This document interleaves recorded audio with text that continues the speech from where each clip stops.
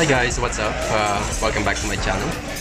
So this day, nandito kami ngayon sa PF Chang's, and this is not actually the first time na kakain kami dito. For today, we're gonna be making a food review video about PF Chang's restaurant dito sa Red Sea. Today is just a usual night out, so nothing special. Yes. So food tripping in Yes. short. So like for me, I'm craving for soup, so I suggested to dine here in PF Chang. So we already had soup. So far it's fine. Wonton soup niya, good for maybe 2 to 3 packs na siguro siya. Tapos ano naman, hindi naman lugi sa pera. Yes, kasi meron siyang Malasa naman talaga. may dumpling, wonton siya, may wonton, merong gulay, may mushroom, may shrimp. So hindi naman siya tawag tinipid in short. Well, malasa naman yung wonton nila. Yeah, tama lang. Yes. Good for mga elderly natin. Tsaka yung serving ng wonton soup nila na bowl, malaki na. Good for 4 or 5 persons. Sabi ko 2 to 3. 2 ba? Hindi, good for 4 or 5 yan. 4 to 5 na ba yan? Yeah. Siguro pag mga babae, pero pag mga lalaki, kung mahilig sa soup, makaubos na agad. Kasi ganito kalaking bowl. So, yes. So, yan, medyo bawas na siya. Then, we have here our So may rice. no, it's tempura roll. So, since picky ang aking kasama, so ayaw niya ng mga malalansa. So, mga nasa choices. Usually, merong tuna, merong salmon. So, ako lang mag-enjoy. So, ayoko naman ako lang. Wawa naman siya. So, sinamahan ko na siya sa trip niya. So, we're still waiting for 2 orders. We ordered noodles. And then, ano ba isa? Chicken sesame. So, yun. Total 4 orders lang. Kasi dalawa lang naman kami. So, ayun, pagkabusog lang. Wait and wait. Right, so we will try the foods after na ma-serve lahat, and then We'll let you know our opinion about it. provide some feedbacks about the foods and their meals na in-order namin. So these are just personal, unbiased. Yes, this is not also sponsored. Review. It's just our personal experience. Yeah, personal opinion. Just peace and love. Alright.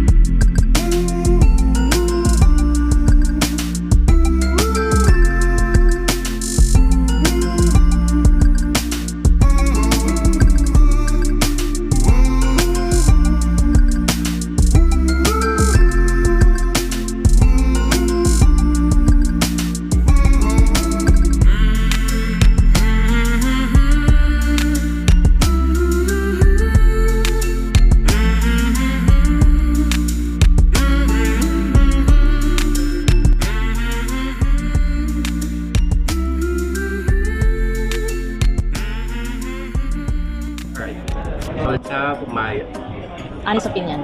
honest opinion and unbiased Unbiased. opinion Yeah. sa food review na ito sa PF Chang's. So let us start first with the startup nila yung wonton soup. Yun din yun. Yung wonton soup nila, merong shrimp, merong ang tawag sa parang siomay? Wonton. Wonton dumpling, parang dumpling ngayon. So, very light lang yung lasa niya. Actually, ano siya parang bagay nga siya sa may mga sakit. Hindi siya ganoon katapang, hindi siya ganoon kaalat. Tamang-tama lang. Na soup, parang nakarelax na siyang inumin at kainin yung mga laman niya. And yung lasa, actually yung lasa niya, malapit sa Maggi chicken. Pero masarap pa. So, rating for the wonton soup ay through 8/10. And then, let's move on sa let's next chicken. Ano tawag dito? Chicken sesame. Sesame chicken? Chicken sesame. Chicken sesame? Sesame. Sesame. Alright, so ito, wait lang. Trust me. Alright, so ito ang chicken sesame nila. Sa itsura pa lang, itsurang malasa na. And malasa naman talaga siya. In fact, matamis siya. So dahil ako medyo mahilig, hindi ako mahilig, pero medyo gusto. Mahilig sa ano? Gusto ko to. So, malasa siya bagay na bagay sa rice. And sa other na medyo matabang. So maganda siya ipares. So this scores 8.5 over 10. Alright, so next food natin ay pancit. Noodles. Yung noodles ng Chang. So this is how it looks like. Medyo blunt ang kulay and yung lasa blunt din. Well, actually masarap naman pero better siya partnered with soy sauce or kikuman sauce. Masarap naman to. And bagay siya sa may chicken. Chicken sesame na malasa ihalo sa pancit. And number 2, reasons why hindi siya ganun ka-okay sa akin. Medyo dry nga siya. Kulang siguro sa sauce. Baka paubos na nung si-serve sa nung kami na. Paubos na siguro yung sauce nila kaya konti. Baka ganun naman talaga siya. Pwede rin ganun nga naman. Ganun ang Time judgment. gusto ng chef na medyo dry siya. Right, so this noodles scores 6 over 10 only. Okay? Tempura. Mas meron lang tempura.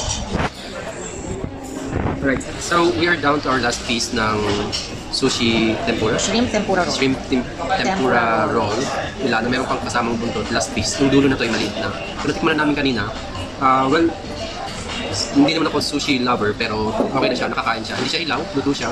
So, makakain siya. Malasa, partnered ng soy sauce or kikuman sauce. Pero may natikman na ako ibang sushi sa iba na mas okay. So, this scores at 6.5 over 10. Wow, 6.5. Alright.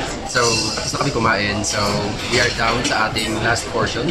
Ang rating ng kanilang place, ng kanilang service, at ng price, of course. Siyempre, pagkakain ka sa restaurant, kailangan alam mo rin kung kaya ba naman sa natin at kung sulit ba. So, let's start first with the Place, the ambience, the venue. Well, maganda yung venue nila. Maganda yung place nila. Yung couch, yung upuan, maganda. For family and friends. Comfortable talaga dito. And yung lights, maganda. Yung lighting nila, maganda rin.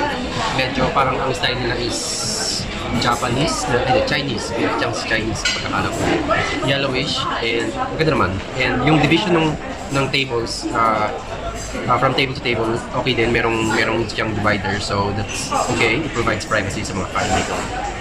And second thing, service. So let's talk about service. Service nila, ang mga service crew nila ay very attentive, mabilis. Tine-check nila kung meron pang kailangan. So, for instance, yung iced tea na nakita ng isang waiter na ubos na, so nag-offer kagad siya na i-replace yung iced tea namin para makainom agad. And nag-check sila time to time kung meron kami kailangan or whatnot.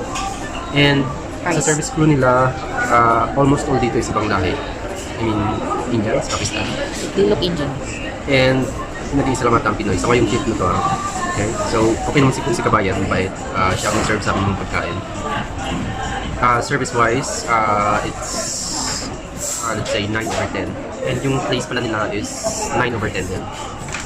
And last part natin as, syempre, the crucial part ng kainan portion ay ang budget, ang cost ng kinain namin. So, most of the meals na serve nila ay sakto sa price na nakalagay. Medyo pricey pero malaking serving, yun naman sabi ko. And to rate that, siguro price-wise, 7.5 over 10. To wrap up everything. So, una, ganyan ka lang sa So, sa ambience, maganda siya actually. This is our second time sitting on the same place. So, it's very comfy. So, nasa couch ka. So, kung titignan niyo din sa ibang areas, maganda yung setup ng dining nila. So, very elegant naman siya. Tapos, pati yung ilaw, they're using warm undertone kind of light. So, hindi naman siya madilim, hindi naman siya masyadong maliwanag. So, sakto lang. So, maganda ng pang picture. So, overall, sa place, yun nga lang, Taliban kasi itong branch na to, it's located in Red Sea Mall. Pero if you opt to another place, meron naman something here in Italian. So, pero iba lang ng setup din. So, doon sa may bandang tayo, medyo madilim. So, kung sa lighting lang, mas gusto ko yung lighting. So, overall, sa ambience, marate ko siya out of 10 siguro mga 8 out of 10.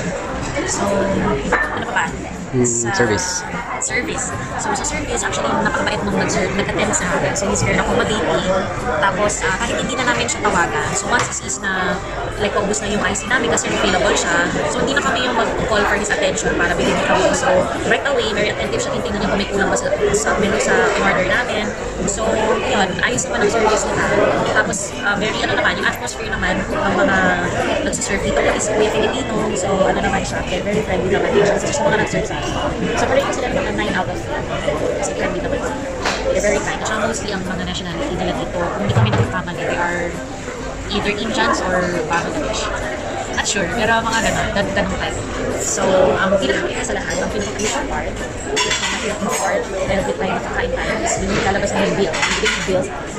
So far, sa mga in-order naman, naman siya, practical naman siya. Kasi syempre, PF Chang is Chinese cuisine. So, expect mo na medyo may kamahalan, pero above the average siya na price.